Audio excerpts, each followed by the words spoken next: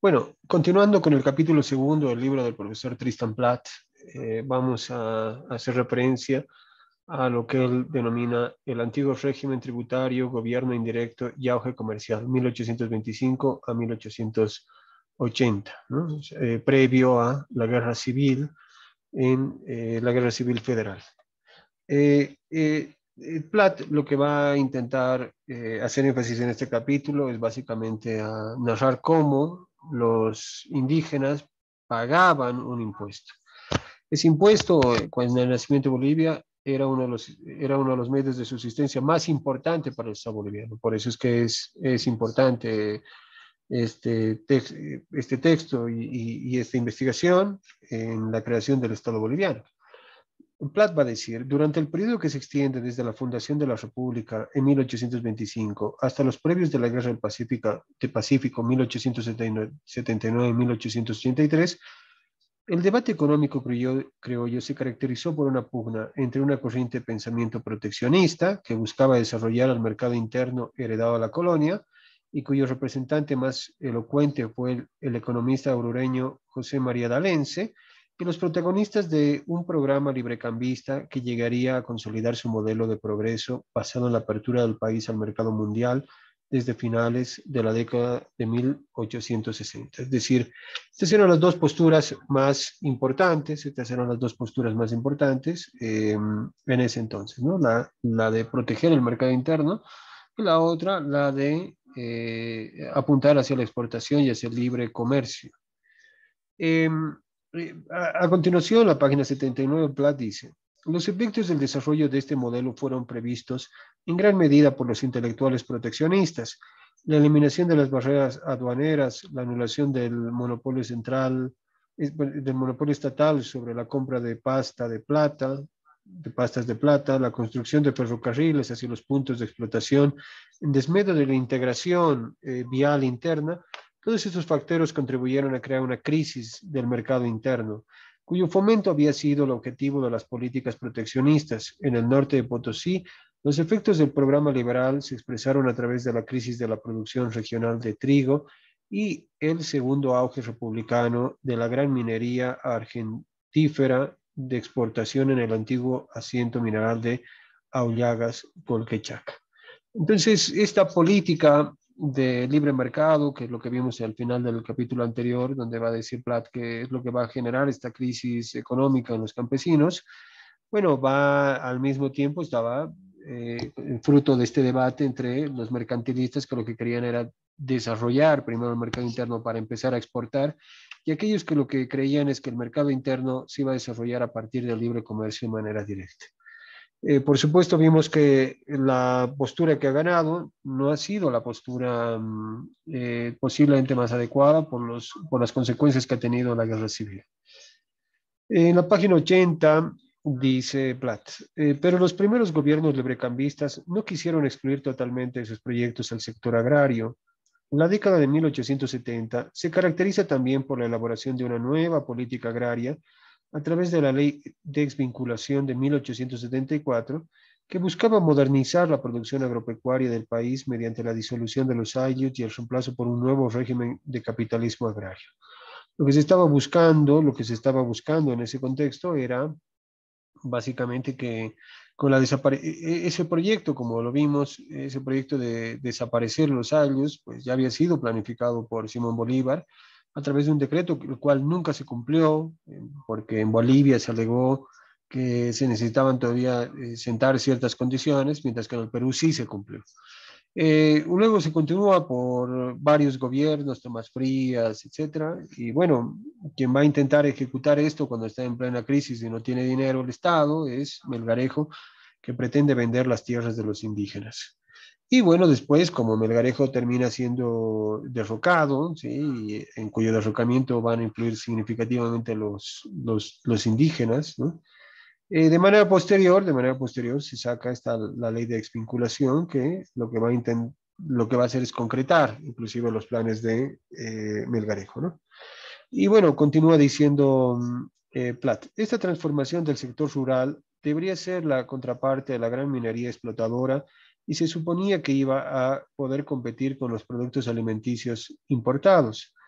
En la práctica, la política agraria liberal fracasó rotundamente, lo que constituyó un factor clave en el desarrollo desenfrenado de la economía monoexportadora de metales, cada vez más dependiente de la importación de insumos mineros y de muchos artículos de consumo de primera necesidad. La idea, como vimos en el capítulo anterior, de generar un progreso a partir de la exportación de minerales, lo que ha provocado es que se descuiden la producción se descuiden la producción de alimentos. Entonces, si bien había una parte importante de población que trabajaba en la exportación de minerales, era una población mucho más grande la que trabajaba en la producción de alimentos, que va a quedar sin básicamente labor que desarrollarse y la posibilidad de acceder a los mercados. Entonces, eso va a provocar que la política de los liberales, bueno, entre comillas, porque como vimos, Platt va a hablar sobre un liberalismo ilustrado. Nunca en realidad lo que ese liberalismo implica que hay que fomentar la autonomía individual. Nunca se ha fomentado la autonomía individual. En la página 82, en la 82 dice Platt, estos indicios demuestran que si bien el monto del tributo se calculaba sobre el total de las unidades domésticas en edad de tributar, los mecanismos precisos por los que cada unidad practicaba en su pago podían variar notablemente entre ellos. La idea de los españoles, que ya cobraban a partir de las visitas que se va a mantener, como vamos a ver a continuación, ¿no? Que cobraban a los indígenas impuestos, etcétera, era que, y bueno, estos también vimos en el capítulo anterior, que significativamente confiaban en sus autoridades naturales, que eran los intermediarios entre el gobierno español o el Estado español y los indígenas, en este caso entre el Estado boliviano y los indígenas, que nunca terminaban de sentirse bolivianos, ¿no? Entonces, esta relación era una responsabilidad, si se dan cuenta, colectiva. Es decir, el Estado hace unos cálculos, en este caso, sobre cuánto es lo que tiene que pagarse, y las autoridades que hacían de visitadores o que eran los cobradores, pues se encargaban de efectivizar ese monto, se encargaban de efectivizar el monto.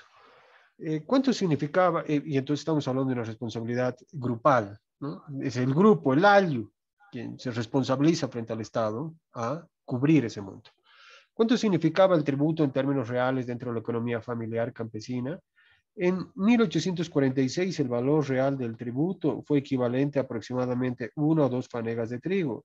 Entre 1816 y 1877 el monto del tributo se mantiene constante a 9 pesos con 6 reales por originario, 7 pesos por agregado y 5 pesos por forastero. Ya vamos a ver que estos conceptos son importantes a tiempo de cobrar, ¿no? ¿Qué es un agregado? ¿Qué es un forastero? Y bueno, ¿qué es un originario? El concepto de originario se va a dar en este contexto, ¿no? Así dice, el voto realizado mediante esta participación forzada en el mercado lo recuperó el fisco, que buscaba la capitalización del Estado sin la destrucción de las condiciones de producción de los años. Entonces, lo que está diciendo Platt, básicamente, que el fisco, pues, hacía básicamente un cálculo sobre los impuestos que tendrían que pagarse, que tendrían que cancelarse, básicamente basado en la posibilidad de que pueda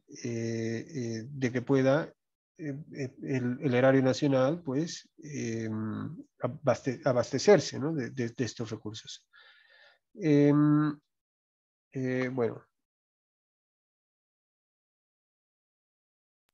veamos.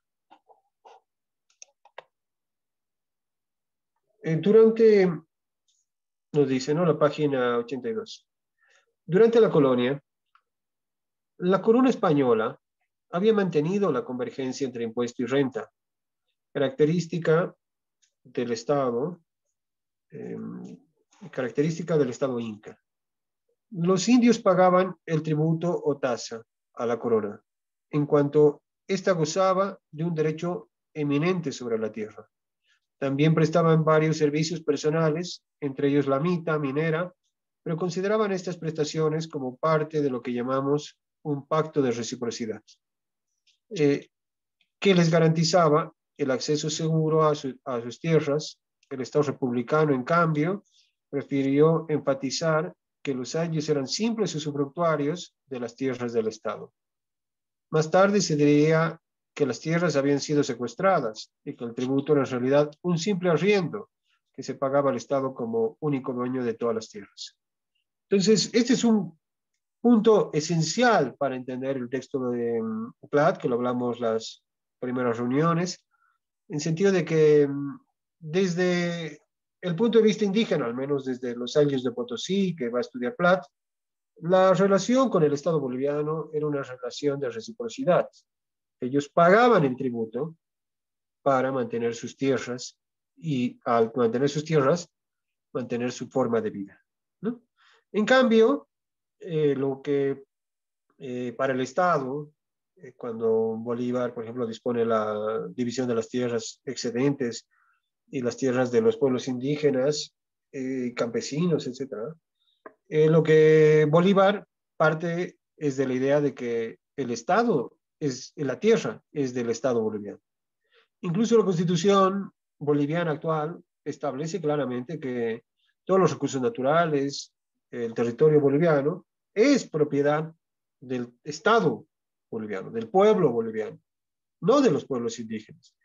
Entonces, esta idea de pacto de reciprocidad, en sentido de que mientras para el Estado era una especie de arriendo simplemente, para los indígenas, en cambio, era la garantía del respeto a sus propiedades, pues se va a mantener hasta hoy día, ¿no? Es lo que está observando Tristan Platt.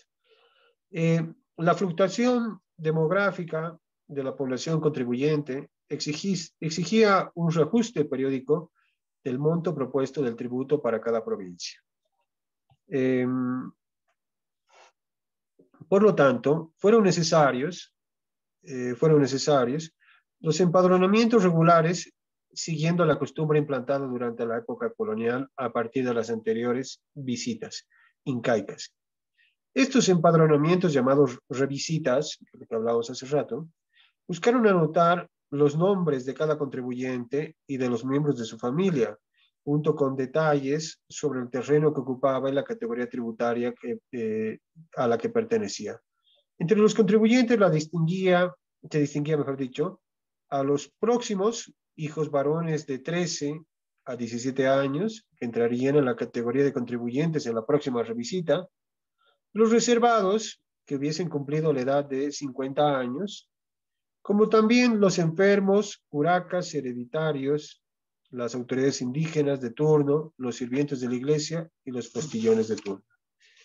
Entonces, en este punto, en la página 83, lo que está diciendo Platt, ¿no? Básicamente, es que el empadronamiento implicaba que, como hace rato veíamos con el profesor Murra, en sentido de que estas personas tenían dos domicilios o se movían, era difícil empadronarlos, ¿no? Difícil empadronarlos y pese a que ha habido, como ha hecho referencia a Plata anteriormente en el texto, había intentos de los gobiernos españoles, de los españoles, de poder concentrar las comunidades para que éstas puedan tributar de una manera más sencilla. Esto no ha sido posible. Esto no ha sido posible básicamente porque no podíamos concentrarlos, identificarlos. Por eso es que se dan las revisitas, ¿no? Porque hasta hoy, si piensan, el censo es engañoso, porque los recursos, ciertos recursos se van a distribuir de acuerdo a la población que tenga una ciudad. Entonces el Alto está, entre otras ciudades, pero sobre todo el Alto, en el dilema de que tiene una población enorme a la que atender, en salud, en una serie de cosas, pero las personas se van a censar a sus comunidades, de tal manera que ese dinero que se calcula a través de la cantidad de población no va a beneficiar a esas ciudades, sino a otras donde no viven estas personas habitualmente. Entonces, ese problema que hoy día tenemos en los censos, lo tenían los españoles.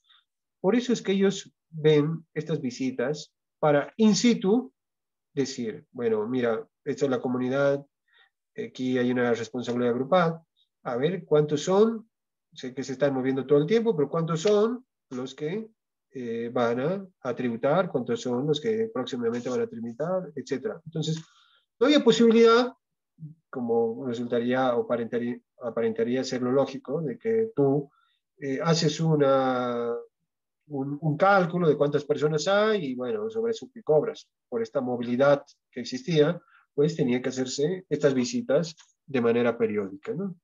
Entonces, eso es lo que está manifestando Platt. Según el reglamento de 28 de febrero de 1831, las revisitas debían practicarse cada 5 años, ¿no? Ese es el periodo. Aunque en la práctica los intervalos fueron más largos. Para la provincia de Chayanta disponemos de los libros de revisita para 1830, 1837, 1843, 1858, 1863 y 1875. ¿No? Es decir, el Estado no podía realmente realizar, efectivizar una presencia estatal, ¿no? Para poder computar la cantidad de personas que habitaban un determinado lugar.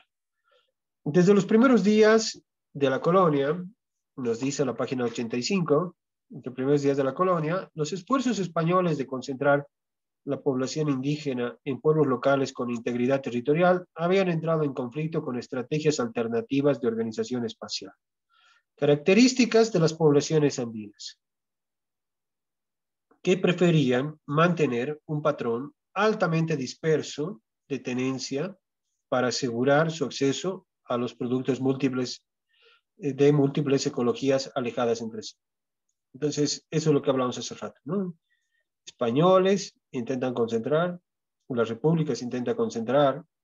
Lo que no hemos podido hacer es adecuar nuestras políticas públicas a la realidad de los pueblos indígenas. Es decir, hemos funcionado estrictamente con una lógica extranjera, no tomando en cuenta nuestras particularidades, y bueno, eso por supuesto es parte del fracaso, no solo antes, sino hoy, de las crisis, de las frustraciones, de los fracasos de nuestras políticas públicas.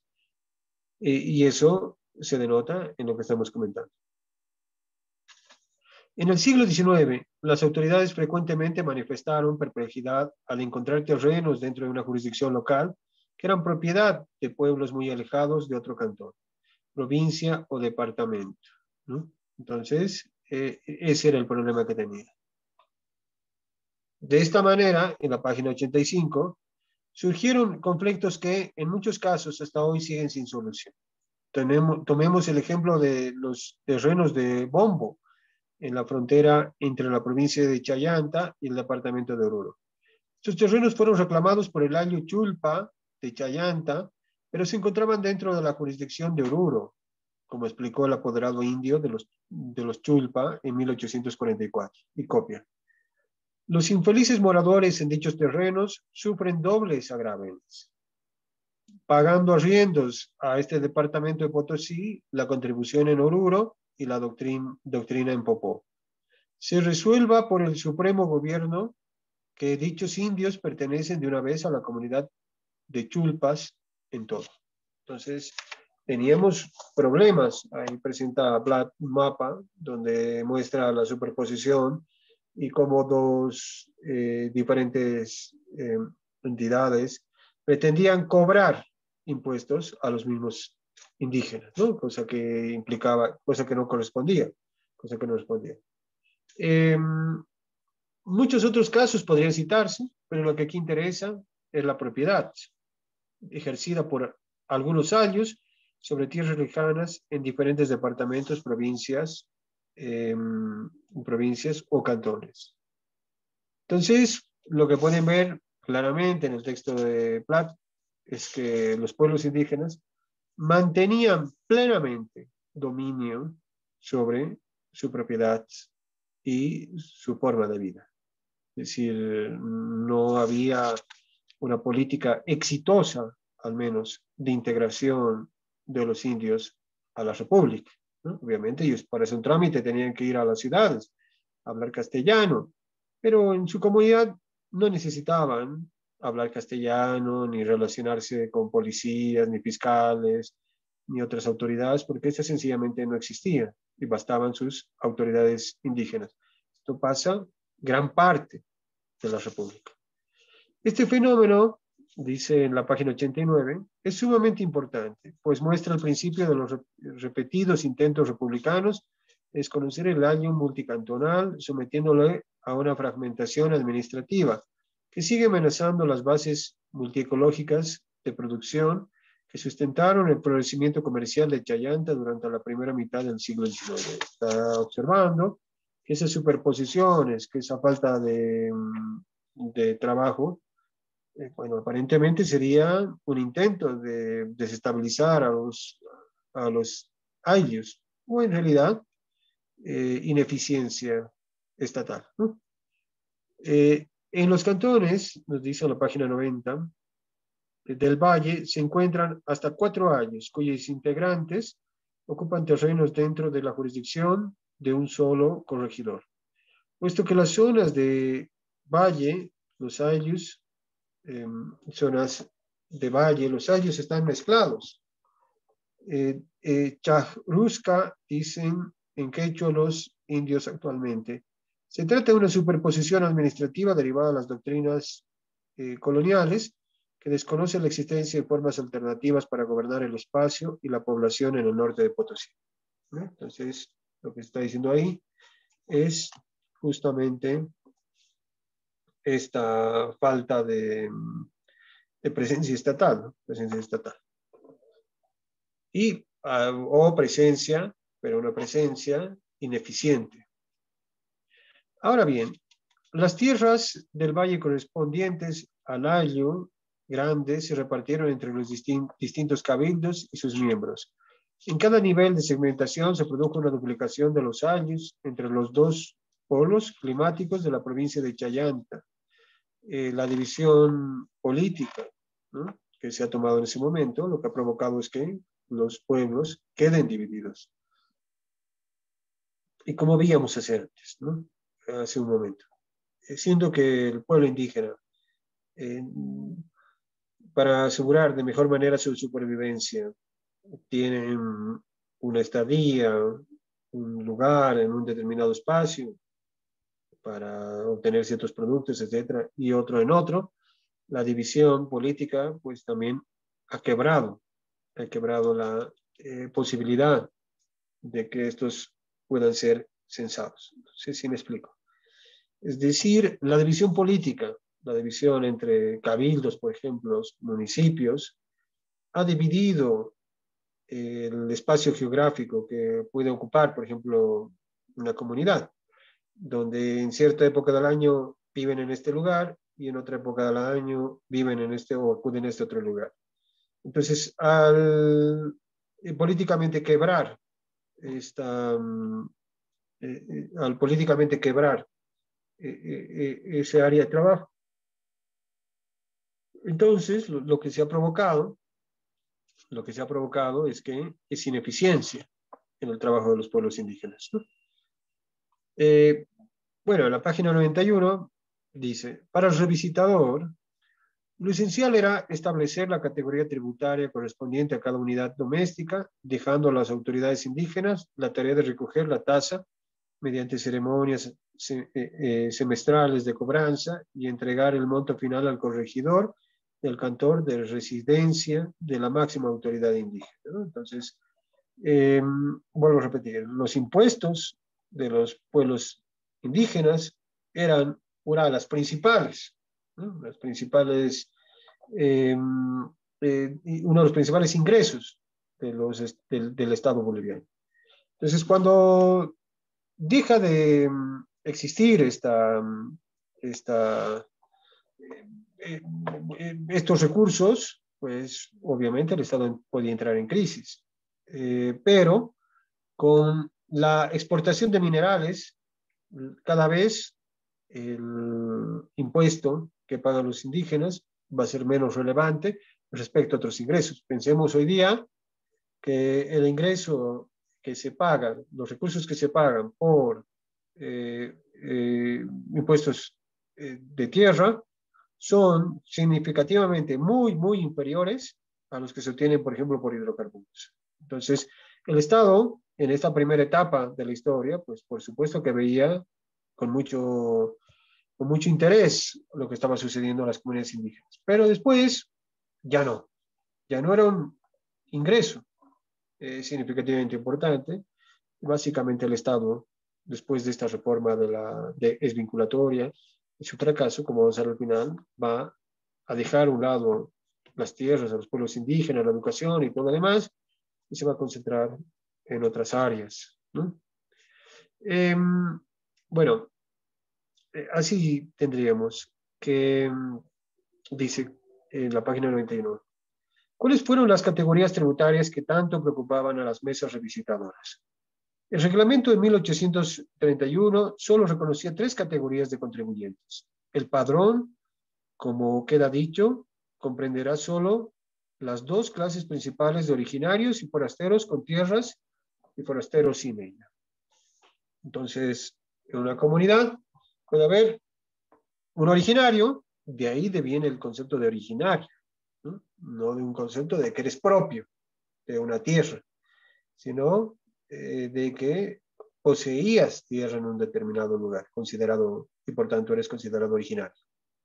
El extranjero, que es aquel ajeno al, a los comunarios, a los originarios, y estos extranjeros podrían ser diferenciados entre los que tienen tierra, que deben pagar impuestos, pero como vamos a ver, la protección a la propiedad es mucho menor que la del indígena, y aquellos que no tenían tierra y que, por lo tanto, tenían que pagar un impuesto mucho menor o no pagar impuestos, de acuerdo al caso.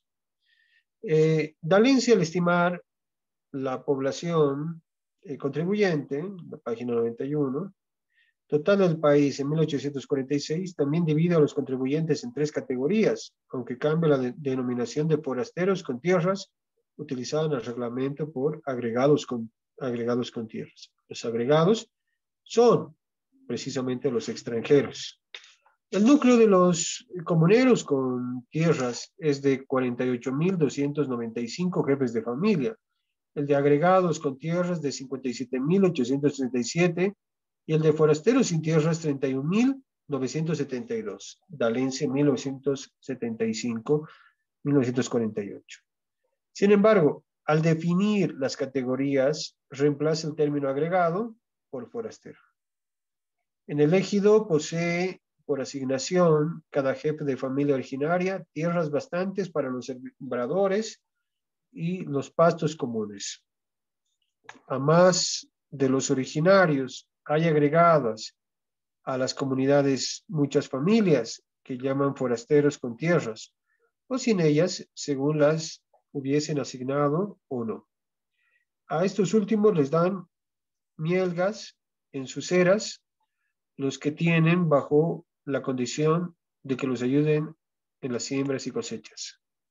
Se notará que en la definición de D'Alencia, incluso los forasteros sin tierras tienen un acceso ilimitado a la tierra de algún titular a cambio de algunas prestaciones de obra debido al ciclo agrícola, ¿no?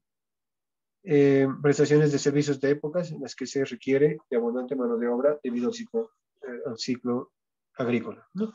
Entonces, esa es la clasificación en la que los visitadores van a clasificar a las personas.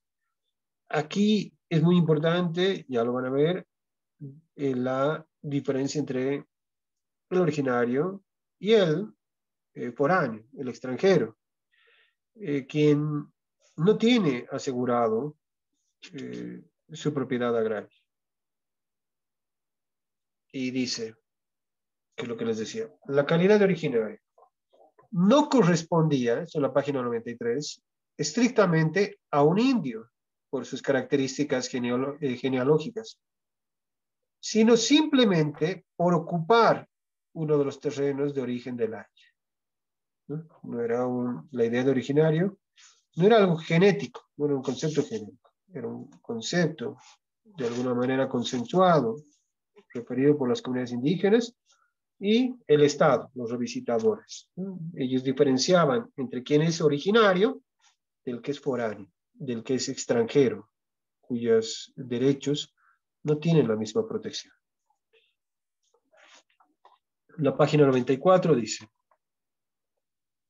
lo que queremos destacar es que las categorías tributarias se establecen más por el tamaño de la tierra ocupada, aunque no necesariamente cultivada, que por las características genealógicas de la población, concepto de originario. Y en la misma página dice: ya en la revisita de 1816 encontramos anotaciones marginales que señalan el traspaso de originarios a agregados a la categoría inversa. Es decir, el agregado, que ya vimos que era alguien que no pertenecía a la comunidad, podía adquirir una propiedad de la comunidad, integrarse a la comunidad y transformarse de agregado en originario. Y de originario en agregado, es decir, en foráneo, extranjero, ajeno a la colectividad. Entonces, hay una movilidad social que está reconocida por los estudios de Tristan Platt, en el cual no podríamos sostener ni decir que esa movilidad era una movilidad estática. No, no, de ninguna manera. De ninguna manera. Bueno, en la página 96 dice: la pérdida de su terreno por razones no especificadas también pudo obligar a un originario a convertirse en forastero, que es lo que dice hace rato. Había una movilidad social, concepto originario, no refería sino al poseedor de tierras originarias. Página 97. Pese a que la ley determinaba que la herencia de la tierra era exclusivamente para varones mayores de 17 años, la amenaza que representaba la epidemia de 1856 para los ingresos fiscales llevó al apoderado fiscal de la revisita de 1863 a considerar como contribuyentes a mujeres y menores. Entonces, se hacían algunas excepciones y había cierto grado de flexibilidad sobre quiénes eran los que tenían que pagar los impuestos y cómo tenían que pagar esos impuestos, ¿no? Por otra parte, en la página 98, solicitaba a su vez su conversión en agregado, ¿no?, para mayor garantía de sus posesiones. Es importante notar que su conversión se había preparado con anticipación, pues como parte de la solicitud presentaba un documento firmado por el maestro de postas, certificando su servicio en la posta, servicio que pertenece únicamente a los agregados y no a los forasteros.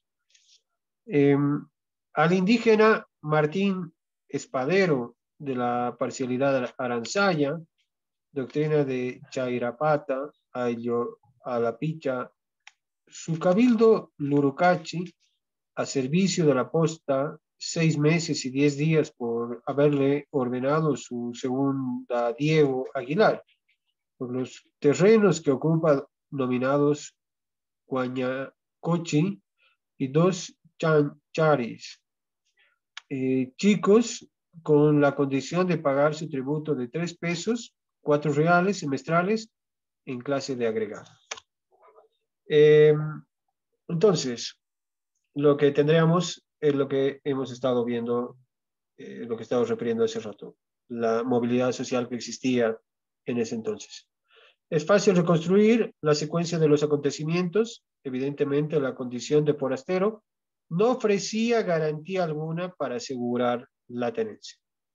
Para asegurar la tenencia, no solamente por parte del Estado, sino también por parte de la comunidad, que era que en última instancia aseguraba esa tenencia. Pensemos que el Estado boliviano hasta hoy día no tiene fiscales, no tiene policías, no tiene presencia estatal en muchas de las comunidades indígenas, en gran parte de las comunidades, o si las tiene, pues la misma es bastante,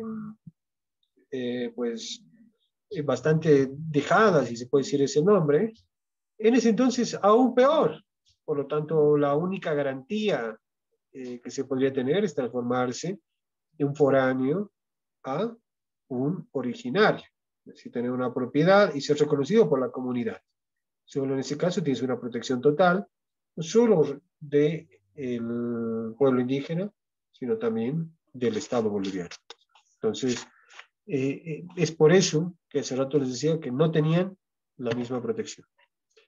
En la página 100, lo que establece, al recuperarse los niveles demográficos 20 años después de la epidemia de 1856, es probable que los hijos de los forasteros que emigraron a los ayllus norpotosinos durante los primeros años de despoblación prefieran buscar esta recategorización para consolidar sus débiles derechos de hijos allegados, ¿no? Entonces, sí, esa es la idea, ¿no? La idea que se busca por parte de los foráneos, de los extranjeros, de los que no pertenecen al lugar. En la página 103, Platt va a hacer referencia a lo siguiente. Sin embargo, no debe olvidarse el acceso a la fuerza de trabajo extrafamiliar de acuerdo con mecanismos de la reciprocidad andina. La forma más generalizada hasta hoy sigue siendo el AIN, es decir, el intercambio de servicios entre unidades, el intercambio de servicios entre unidades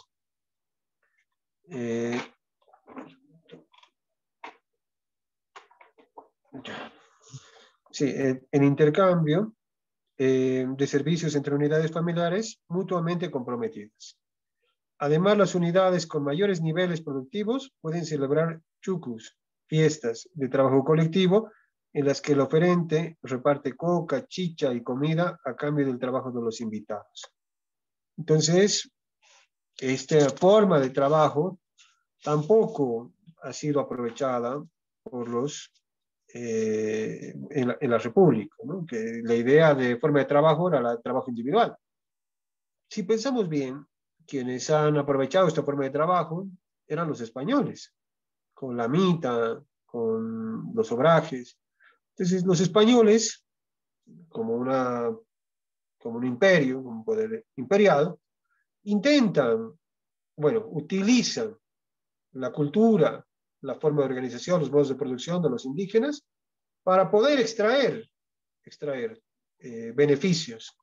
En la República, en cambio, lo que se busca es transformar al indígena en individuo, ¿no? En sujeto de derecho y individual. Por supuesto que esto por la falta de presencia estatal, por la falta de, como lo va a decir Platt más adelante, ¿no? Va a ser un fracaso. Y bueno, en lugar de solucionar las cosas, las va a empeorar.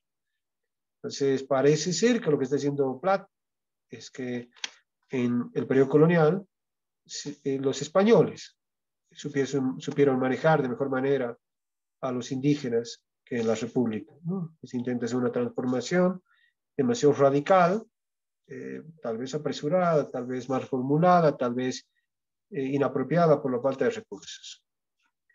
En la página 105 lo que dice es: el auge comercial de Chayanta desapareció con el triunfo de las políticas librecambistas.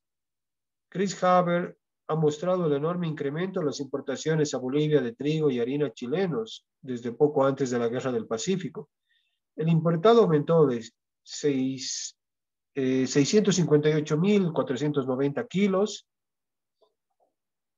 en 1861 a 2.543.730 kilos en 1877 y 1878.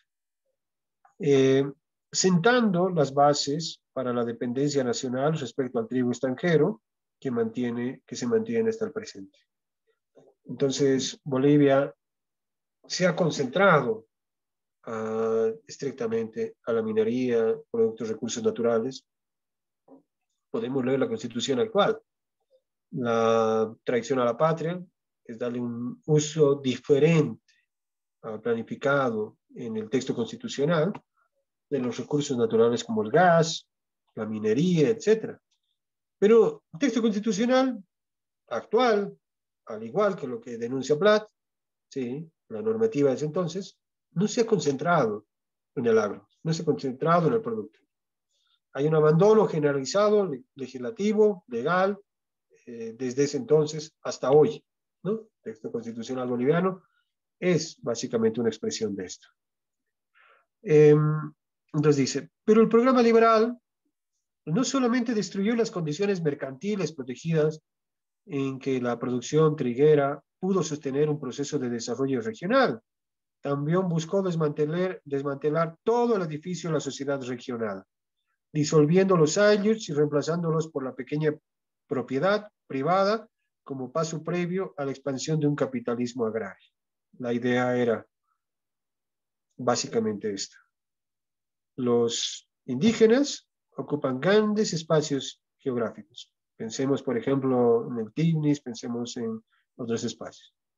Y esos espacios no están siendo adecuadamente aprovechados, ¿no? No hay un aprovechamiento racional en la medida de, en la medida de la extensión de estos terrenos. Básicamente estamos pensando, esos terrenos son terrenos baldíos, ¿no? Son terrenos que no están siendo aprovechados en forma alguna. Y entonces, si nosotros sacamos llegar a los indígenas y traemos inversión, traemos gente que teóricamente tendría que dedicarse a estas cosas, entonces traemos capital, entonces van a traer tecnología. Pensemos hoy día en tractores, claro que en ese entonces no existían tractores, ¿no? Y estas personas pues van a empezar a producir lo que esas comunidades todas juntas producían tan pequeño, ahora pues producirían en gran cantidad. Pensemos, el proyecto que después de muchos años nos va a llevar hacia Santa Cruz, ¿sí? Es un proyecto que comienza desde la Revolución de 1952 en adelante, sobre todo llevado adelante por Hugo Banzer Suárez, y que va a permitir el desarrollo de la gran empresa agrícola. Eso es lo que pensaban hacer los liberales, pero con el occidente boliviano. El problema es dónde llevar a esos indígenas. Realmente no tenía mucho sentido. Lo que se ha provocado simplemente es acrecentar las haciendas y generar fondos aún más improductivos. Bueno, dice, el fracaso en la página 106, ¿no? El fracaso de la gran propiedad rural fuera del altiplano norte de La Paz, Rivera 1978, ¿no? Silvia Rivera. Algunos autores, por ejemplo, Chris Haber 1977, Bonilla 1981, han atribuido la falta de dinamismo de la expansión terrateniente al lento crecimiento de la población urbano-minera y con ello el mercado para productos agropecuarios. Lo que están diciendo ahí es que si se ve la idea de política liberal, de libre cambio en ese entonces, tiene una base doctrinal. Lo que no tenía era una base material, ¿no? Es decir, se pensaba aumentar la producción, se pensaba aumentar, pero con un método, ¿sí? Que ha sido totalmente inapropiado para la realidad que en ese entonces vivía Bolivia. Entonces, cuando algunos analizan esto y dicen, bueno, miren, lo que pasa es que había este fracaso, porque si bien la minería estaba creciendo, lo que ocurría era que las ciudades no habían crecido lo suficiente como para poder absorber toda la producción de vegetales, de verduras, de frutas, etcétera, ¿no? Entonces, esa es la explicación que algunos van a dar. Y Platt va a decir que no está de acuerdo con esto, ¿no? Lo que va a decir, esta sugerencia debe examinarse tomando en cuenta el aparente éxito de los exportadores chilenos de trigo y harina al conquistar los mercados altiplánicos. Él hace un momento muestra que la cantidad de importaciones en todo este tiempo ha aumentado. Entonces, bastaba ver esa cantidad de productos importados para darse cuenta que la política que se había adoptado en la materia era una política fracasada y que por lo tanto requería una reconducción, requería una revolución dentro de esa revolución para reconducir. De todas maneras, como lo vimos también en otra reunión y lo vamos a ver más adelante, el impacto que va a tener la política librecambista entre los ayllus, incluso de Potosí, en ciertos casos y en ciertos lugares, parece irreversible. Es decir, que los indígenas que tienen título individual, que luego se llaman campesinos con la Revolución del 52, no están dispuestos a devolver esas tierras a la comunidad. Por lo tanto, la reforma liberal va a ser un fracaso en ciertas zonas, en ciertos lugares, respecto a ciertos indígenas, pero no, como va a decir Platt en los capítulos siguientes, no en todos. No en todos los lugares ni en todos los espacios del territorio boliviano. En ciertos lugares, auténticamente, va a mejorar la producción. En ciertos lugares va a provocar un espíritu individualista, capitalista en algunos sectores indígenas. En otros va a ser un rotundo fracaso que va a terminar con la guerra ya tan mencionada, la guerra civil federal, ¿no? Bueno, nos vemos en la siguiente sesión con el tema proceso y fracaso de la primera reforma agraria, ¿no? Bueno, gracias a todos. Saludos.